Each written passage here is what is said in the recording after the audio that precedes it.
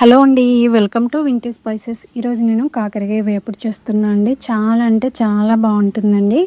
చాలామందికి కాకరకాయ అంటే అసలు ఇష్టం ఉండదు కదండి, చేదుగా ఉంటుందని. ఒకసారి ఇలా ట్రై చేయండి. చాలా వరకు చేదు అనేది లేకుండా వస్తుందండి, చాలా బాగుంటుంది.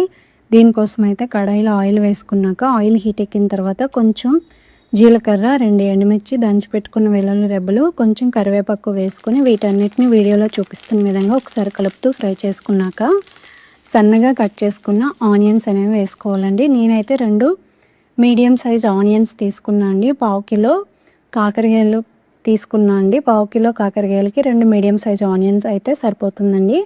ఈ ఆనియన్స్ అనేవి జస్ట్ సాఫ్ట్గా అయ్యేంత వరకు కుక్ చేసుకున్నాక కట్ చేసి పెట్టుకున్న కాకరకాయ ముక్కలు వేసుకోవాలండి. వీడియోలో మిస్ అయ్యిందండి, అందుకే చెప్తున్నా.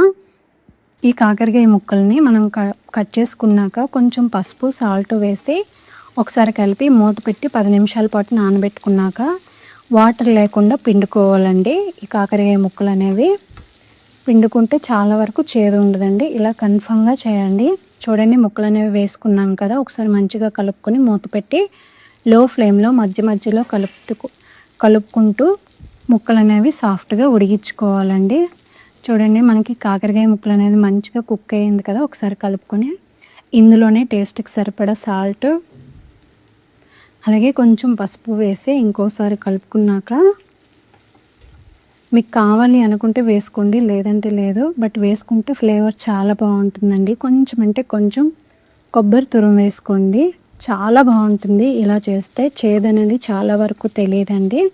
ఈ కొబ్బరి తురుము వేసుకున్నాక ఒకసారి అన్ని వైపులా కలుపుతూ ఒక 2 నిమిషాలు ఫ్రై చేసుకున్నాక ఇందులోనే కారం అనేది వేసుకోవాలి. మీ కారంకి సరిపడా మీరు వేసుకోండి. కారం వేసుకున్నాక లో టు మీడియం ఫ్లేమ్లో అడ్జస్ట్ చేసుకుంటూ మనకి ఆనియన్స్ అనేవి బ్రౌన్ కలర్ వచ్చేంత వరకు కలుపుకుంటూ ఫ్రై చేసుకోవాలండి. ఇలా చేసుకుంటే పర్ఫెక్ట్గా వచ్చేస్తుందండి. చూడండి, ఆనియన్స్ అనేవి కలర్ చేంజ్ అవ్వడం స్టార్ట్ అయ్యాయి కదా, ఇప్పుడు ఆపేసేయండి.